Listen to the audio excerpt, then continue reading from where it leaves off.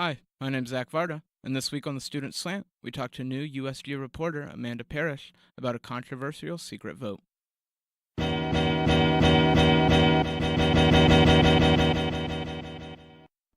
I guess when going into it, I knew it was already a pretty big topic on campus. I was tipped off ahead of time that about 40 plus kids were going to be coming in to speak about it, and mostly in, I guess, against the vote is what I heard. But I didn't realize like how divided it truly was until I got into the room and I was sitting next to a girl, and she leans over to me and she was like, "So I heard this is the pro-Israel side of the room," or something like that.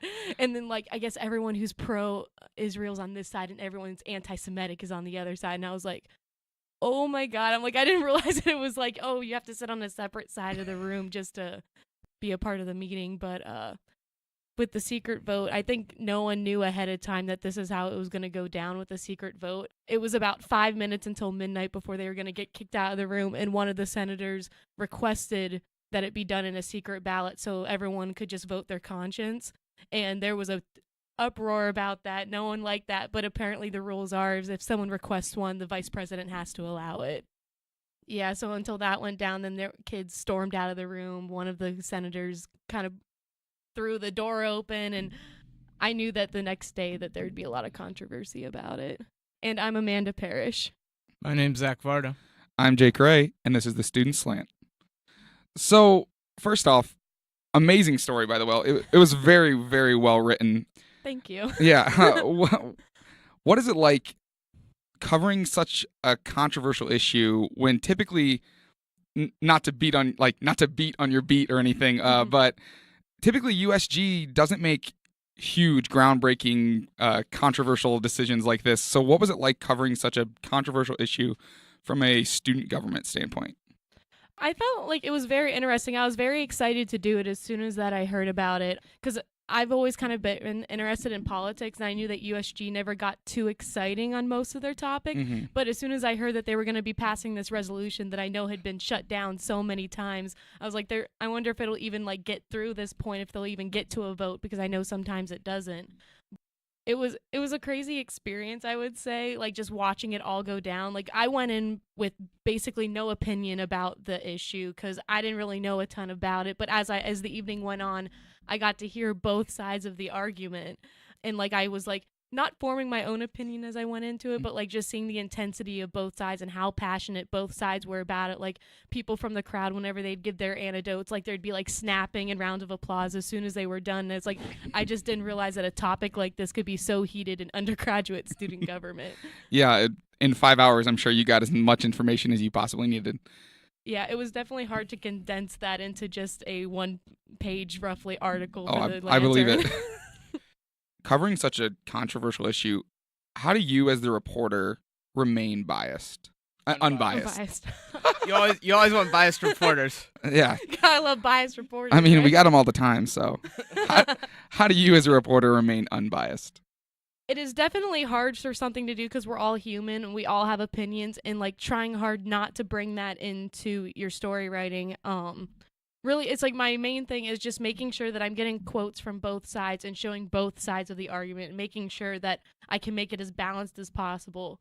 With this one, there was a lot on one side versus the other. More people had to say about one side, so it may have been swayed a little bit in that direction, but it wasn't because I had that opinion in any way. It was just the way that the night played out, and I just felt like it was just the truth. It's like a lot of people seemed to be more against it than they were for it, and I feel like that's the truth of the story. Yeah, I didn't feel like any bias came across at all in your writing. I think you did do a very good job of covering both sides through quotes, and each side got their opinion across. Thank you. So I covered politics last semester, and I kind of had some of the same situations where you're hearing both sides' heated arguments. So I'm kind of wondering, when you sat down to write this article, how you kind of went through the process of picking one of the most important quotes that kind of cut through the rhetoric and get to the argument that the sides are making, and how you make sure you write like a balanced article when you know everybody's going to be reading your article trying to be like, oh, see, she said this, she's biased. I really tried hard not to be biased whenever I was writing, because truly I didn't feel like I had much bias on it personally. Like I didn't have too strong of opinion about the topic. I guess whenever I was going through, I was trying to remember the night and like the things that really stuck out to me, the parts of the arguments that I felt that were really convincing to me. So whenever I was going back through my recordings of the meeting, I chose the quotes that I felt like really impacted, I guess, my perspective on the sides of the argument, and then trying to frame that in a way that everyone could see that this was a very passionate, divisive argument, and I just wanted to make sure that both sides were heard in the story. Yeah, I think you did a really good job of doing that, honestly. I've actually never had a story that's been updated twice. I noticed that yours had many updates. Yes. So what was that like, having to go back and revisit that story to include information that may have not, you may have not had it at first, that then you saw and just was like, this needs to be in the story? I guess it wasn't like too stressful. I guess having it thrown at me really fast, because as soon as the article went live, like I was getting a couple texts from people asking, update this because this needs to be in there.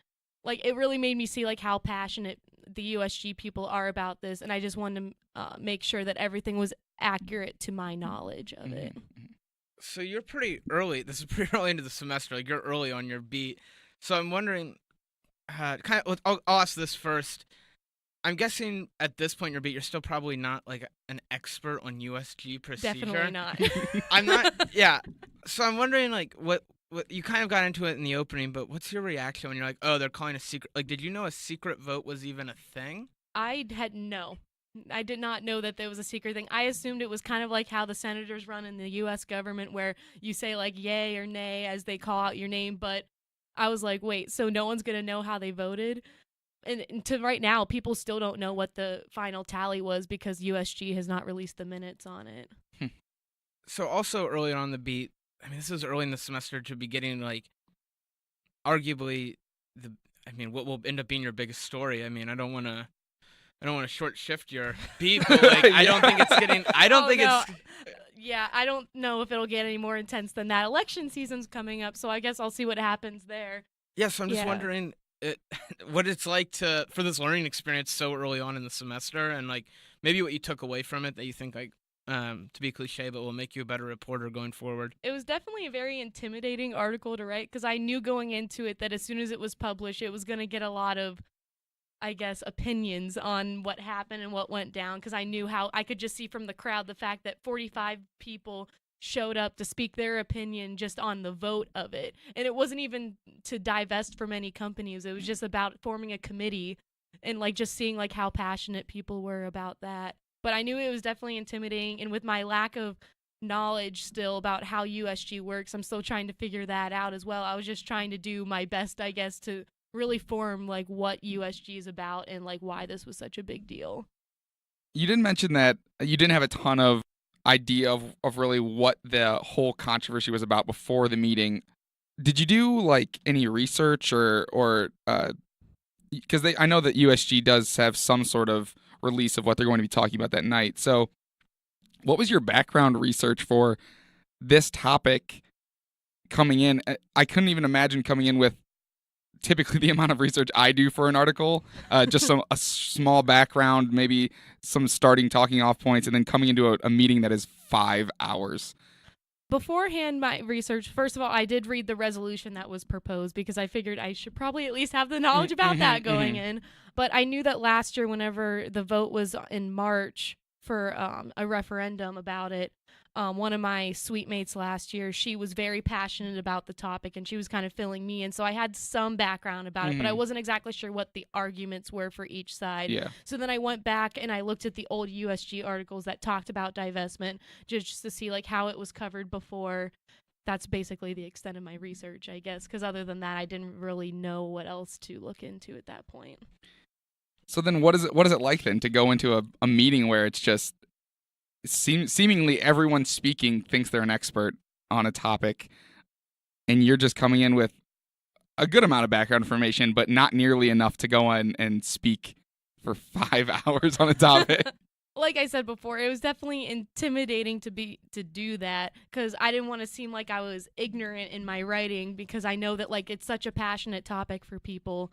I just wanted to make sure that like I seemed like I knew what I was talking about when I was writing it, and like listening to 5 hours of back and forth between senators and the public, and like I feel like I had enough knowledge to know where I was able to take the story. Mm-hmm. Jake kind of touched on this, but I want to loop back around to it. Everybody in that room thought they were an expert that night. And you have to decide, well, who do I quote? Because in your story, you did have a couple people from the public, from the undergraduate students that spoke. So I guess there's really no way of checking their credentials, so to speak. So when you went back and listened to it, how did you decide which students to quote and, which ones would get the story across the best? I kind of just went based off from my knowledge, from watching everyone debate who seemed to have the most knowledge of the topic and who had the strongest arguments. Most of the people I quoted were either sponsors of the bill itself or the resolution itself. Some of them were people who spoke out a lot in the meeting. It's hard to tell exactly who has the most knowledge of the background just from listening to them argue. Like, I hate using the word like the loudest in the room because, just because they're the loudest doesn't mean they're the most knowledgeable on the topic. But the people who seem to give me the best anecdotes for my story to get the point across that I was trying to make. After reading the article, it again, really well written. What is it like going in, looking at your article? Because I've honestly never had a comment on one of my articles before. I was the research, science, tech, and med center beat writer last semester, and I mean, most of the time people just take what you're saying as pretty much fact type of thing. It's coming from a very well-known expert source, like a researcher or something like that. But your comment section was just full of people talking, opinion after opinion after opinion. What is that like, just to go to your article and see, oh my gosh, so many people are reacting to this, so many people must have read this to even react to this? So I guess, again, so early on in the semester, what is it like having such a read article and commented on article? It kind of feels pretty good, actually, like, not gonna lie. I wasn't really expected for it to blow up that much, I guess. I knew that it would, like, probably get a lot of reads because I know divestment's a big issue among undergraduate students, but to just see how it got people talking, and I guess that's the most you can hope for because I know not everyone's gonna like my writing, not everyone's going to like how the outcome happened, but I like that it got people talking and, like, it kind of makes you feel like you're part of the real world, I guess, because you know how opinionated people can get on Twitter whenever a story's published and their comments about how this is so biased, this is out of, like, I hate how this went down. It's cool seeing that one of my very first stories, I guess, with the Lantern got published because I haven't even been a journalism major that long. I decided to do that last semester. So this is only, like, I think it was my third story published, third or fourth maybe, and just to see it get that much traction was exciting for me. Yeah, it's extremely impressive. Third or fourth story published and probably more views than all of mine combined. Yeah, that's wow. So I guess now a week later, like, kind of coming down off of all the excitement, I guess. Where's your headspace at? Like, what's it like going back to, like, the more mundane. Yeah. I was gonna say USG. I was trying to come up with a better word than mundane, but yeah, the more mundane stories. Like, we went to this, like, super high climax of divestment. Probably one of the biggest USG stories in since I've been at OCU. Yeah, a very, very long time. I mean, you have things like anti-Semitism being thrown around to, like, I think I read your next article was on they're going to an Apple, like, program. Yeah. That's maybe the exact opposite. No offense. No, none taken. So what's it like to, like, go, oh, okay, so we had this, like, superheated story, and now I can just get back to, like, inverted pyramid, basic structure, talk to a couple people. I would say it's definitely not as exciting, I guess. Not that I don't enjoy writing about it, I do. But just coming off such a big topic and, like, having such a great event to cover and such a great topic, I guess. I'll be interested to see what I can do the rest of the semester, but this week has been pretty slow with USG because Sophie and Andrew are out of town, so I haven't really had a whole lot to cover yet, but I really don't know where the semester is going to go now if coming off the high of divestment. I don't know where it'll go.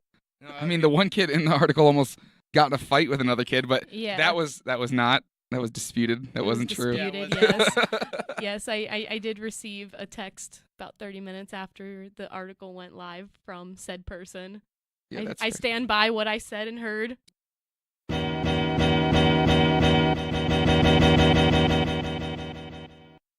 Thanks for joining us for another great discussion. Join us next week on the Student Slant for more student perspective.